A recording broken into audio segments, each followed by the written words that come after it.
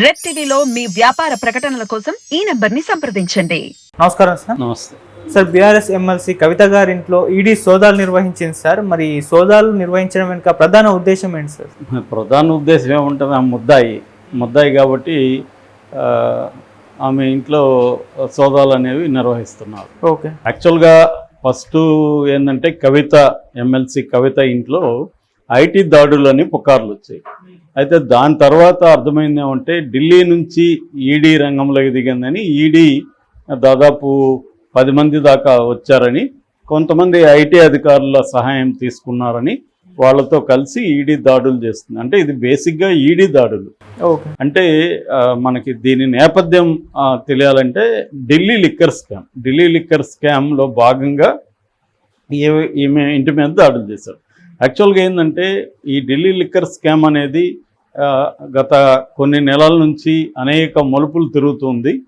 దీంట్లో ప్రధానంగా Delhi liquor scam మనం చాలాసార్లు చెప్పుకున్నాం, బట్ బ్రీఫ్గా నేను చెప్తాను. ఢిల్లీ లిక్కర్ స్కామ్ ఏంటంటే 2021-22కు ఢిల్లీలో ఎక్సైజ్ పాలసీ కొత్తది ప్రవేశపెట్టారు. అప్పటి వరకు ప్రభుత్వమే, ఇప్పుడు ఆంధ్రప్రదేశ్లో ఎలాగైతే ప్రభుత్వ ఆధ్వర్యంలో రీటైల్ అవుట్లెట్స్ నడుస్తున్నాయో అట్లా ఢిల్లీలో కూడా రీటైల్ అవుట్లెట్స్ కోసం సపరేట్గా పెట్టి అది ప్రైవేటైజ్ చేశారు.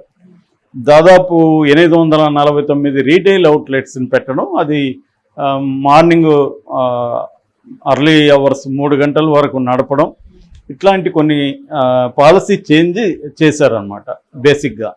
సో దీనివల్ల 9,500 కోట్ల అదనపు ఆదాయం వస్తుందని కూడా అంచనా వేశారు. సో ఇది బేసిక్గా ఢిల్లీ ఎక్సైజ్ పాలసీ.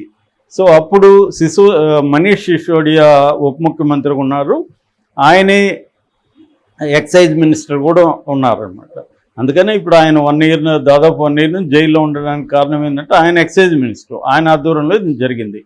అయితే అప్పుడే బీజేపీ దీని మీద వ్యతిరేకించింది. బీజేపీ ఏం చెప్పిందంటే ఇది ఒక స్కాము, దీంట్లో ఈ లాబీలో ఎవరైతే ఈ అవుట్లెట్స్ తీసుకున్నారో వాళ్ళకి దాదాపు 30 కోట్ల వరకు రాయితీలు ఇచ్చారు.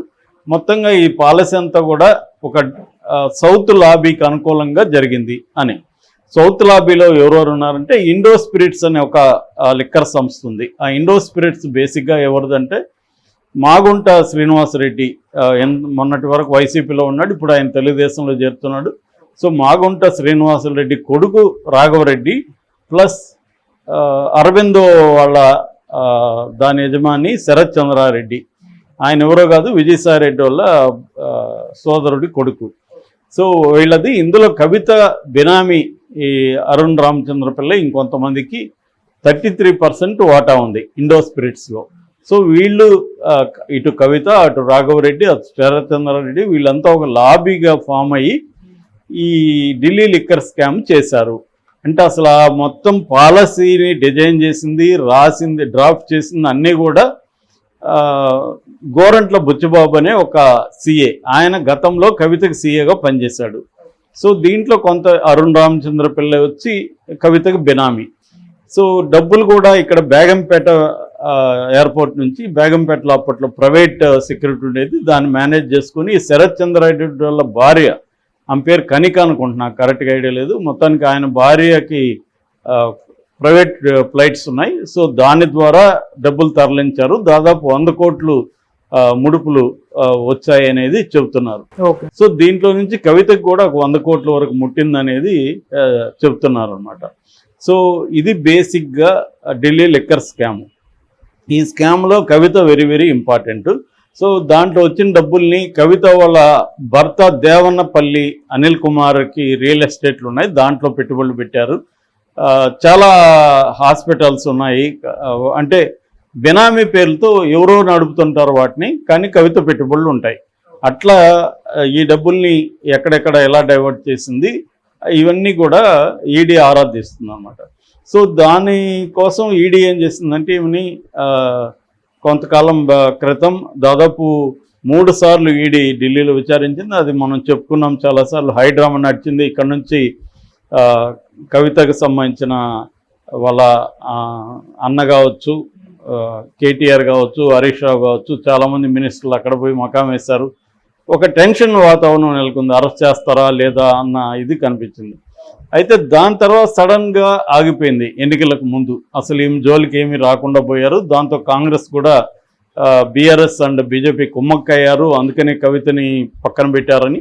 కానీ బీజేపీ వాళ్ళు ఏం చెప్తున్నారంటే కవితని అరెస్ట్ చేస్తే సింపతి వస్తుంది కేసీఆర్, కానీ అరెస్ట్ చేయలేదు ఎలక్షన్ ముందు, ఎలక్షన్ అయినాక అరెస్ట్ చేస్తారని కూడా అప్పట్లో అన్నారు. ఆ తర్వాత కాంగ్రెస్ గెలిచిన తర్వాత కేసీఆర్ బీజేపీతో పొత్తు పెట్టుకుందాం అఫీషియల్గా నేను డిసైడ్ అయినాడని ఢిల్లీలో అపాయింట్మెంట్ కోసం ట్రై చేసి ఈరోజు రేపు వెళ్తున్నారని కూడా పుకార్లు వచ్చాయి. కానీ ఢిల్లీ నుంచి గ్రీన్ సిగ్నల్ రాలేదు. అంటే ఇప్పుడు బీజేపీ పాలసీలో మార్పు వచ్చింది. గతంలో అయితే బీజేపీ బీఆర్ఎస్తో లోపాయికారి కుమ్మక్కైన మాట వాస్తవమని చాలామంది చెబుతారు.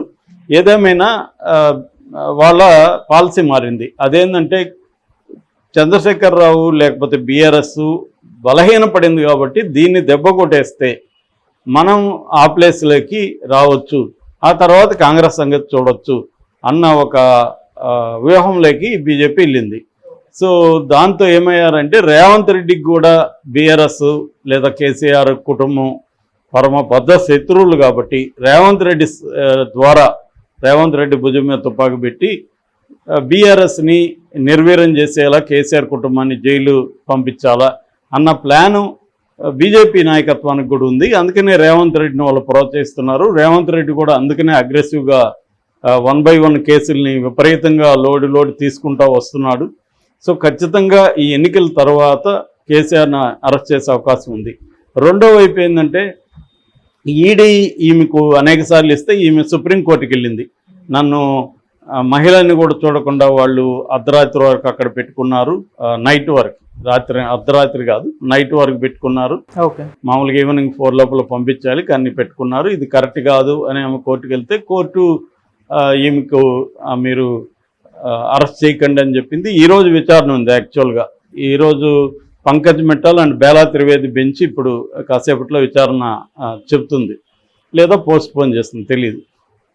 దాంతో ఏమైందంటే ఈడీ సుప్రీంకోర్టులో కేసు ఉంది కాబట్టి ఈడీ సైలెంట్ అయిపోయింది. అయితే సిబిఐ రంగంలోకి దిగింది. ఎందుకంటే ఈ ఢిల్లీ లిక్కర్ దీంట్లో సిబిఐ అండ్ ఈడీ రెండు కూడా ఉన్నాయి. ఢిల్లీ ఏంటంటే కేంద్రపాలిత ప్రాంతమైన రాష్ట్రం కాబట్టి అక్కడ లెఫ్టినెంట్ గవర్నర్ ఉంటారు. లెఫ్టినెంట్ గవర్నర్ని ఎవరు అపాయింట్ చేస్తారు? సెంట్రల్ గవర్నమెంట్ చేస్తుంది. సో సెంట్రల్ ఈ లెఫ్టినెంట్ గవర్నరే సిబిఐకి రిక్వెస్ట్ చేశాడు. సో సిబిఐ రంగంలోకి దిగింది. దాంట్లో మనీ లాండరింగ్ జరిగింది అన్నప్పుడు పిఎంఎల్ఏ కింద, prevention of money laundering act కింద ఈడీ కూడా రంగంలోకి దిగుతుంది. కవల పిల్లల్లాగా వీళ్ళు సిబిఐ ఈడీ ఒకటి దిగితే ఇంకొకటి దిగుతూ ఉంటారు. ముందుగా సిబిఐ దిగుతుంది, మళ్ళీ ఈడీ దిగుతూ ఉంటుంది. అలాగా దీంట్లో ఈడీ దిగింది. సో సిబిఐ ఏం చేసిందంటే సుప్రీంకోర్టులో ఈ కేసు ఉంది కాబట్టి ఈడీ ఆగిపోయింది. అప్పుడు సిబిఐ రంగంలోకి దిగి ఈమెకి 41A నోటీసులు సిఆర్పిసి కింద నోటీసులు ఇచ్చి విచారణకు రమ్మన్నారు ఢిల్లీకి. ఈమె ఢిల్లీకి వెళ్లకుండా ఈమె ఒక రిప్లై పెట్టింది. అదేంటంటే నేను ఇప్పుడు బిజీగా ఉన్నాను, ఎన్నికల్లో బిజీగా ఉన్నాను కాబట్టి ఈ 3 నెలలు కూడా నేను రాలేను, మీకు అత్యంత అవసరమైతే వీడియో కాన్ఫరెన్స్ ద్వారా నేను మాట్లాడతాను అని ఆమె చెప్పింది. ఒక రకంగా ఇదేంటంటే కేజ్రీవాల్ కూడా అదే మెథడ్ ఎంచుకుంటున్నాడు. ఆయన కూడా విచారణకు రాలా, ఆయన కూడా పదే వెళ్తున్నాయి. ఆల్రెడీ మన డిప్యూటీ సీఎం మనీష్ సిసోడియా జైల్లో ఉన్నాడు. కేజ్రీవాల్కి కూడా నోటీసులు ఇస్తున్నారు కానీ ఆయన వెళ్ళలేదు. దాంతో అది కూడా కోర్టులో ఉంది. కోర్టు విచారణకు కూడా పిలిచింది ఆయన్ని. సో ఈ కాంటెక్స్లో ఈమె కూడా కేజ్రీవాల్ని అనుసరిస్తున్నట్టుగా ఉంది. సో ఈమె కూడా నేను రాలేను, నేను ఇప్పుడే కాదు మళ్ళీ కూడా రాలేను, ఎలక్షన్ల వరకు రాలేను అంటే, ఇప్పుడు ఒక క్రైమ్లో నిందితురాలుగా ఉన్నప్పుడు నేను ఎలక్షన్ వరకు రాలేదని నువ్వు నేను చెప్తే ఒప్పుకుంటారా? కానీ ఆమెకు ఒప్పుకుంటున్నారంటే అర్థమేమి? పలుకుబడి ఉందని. కానీ ఆ పలుకుబడి అన్నిసార్లు పనిచేయదు. మొన్నటి వరకు కేసీఆర్ ఇక్కడ తిరుగులేని ఒక నియంతలాగా ఉండగలిగాడు. కట్ చేస్తే పవర్ పోయేసరికి ఏ వ్యక్తి అయినా పవర్ ఉన్నంతవరకే వాళ్ళు నియంతలోనో ఇంకొకటి. పవర్ పోగానే పరిస్థితి ఏమైంది? ఒకప్పుడు సోనియా గాంధీ అబ్సల్యూట్ పవర్ ఉండేది. ఆమె పోయేసరికి ఆమె ఈడీ కోసం పోయి కూర్చోవలసి వచ్చింది. అట్లాగే ఇప్పుడు కేసీఆర్ పరిస్థితి అదే. సో ఈరోజు అందుకనే ఈడీ ఏం చేసిందంటే నోటీసులు ఇచ్చి విచారణ కాకుండా సోదాల పేరుతో రంగంలో దిగింది. ఇది ఒక ప్యాటర్న్ మనం గమనించవచ్చు. సేమ్ కరెక్ట్గా అరెస్టులు జరిగే ముందు కూడా మనీష్ సిసోడియా కావచ్చు, శరత్ చంద్ర వీళ్ళ దగ్గర కూడా ఇలాంటి సోదాలు చేయిస్తుంది.